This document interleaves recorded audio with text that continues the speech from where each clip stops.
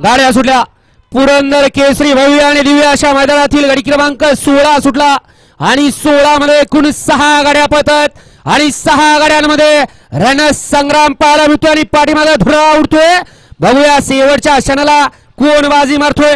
अतिशय सुंदर आड्याल होता बिना हेल्मेटचा आणि पड्याल होता हेल्मेटवाला. दोघांच्यात लढत झाली. बघूया कुणी निकाल घेतला. 14 मध्ये सुंदर अशी गाडी पाली सोन्या आणि रायबाची वडगाव मावळकरांच्या. सुंदर अशी गाडी सेमीसाठी पात्र.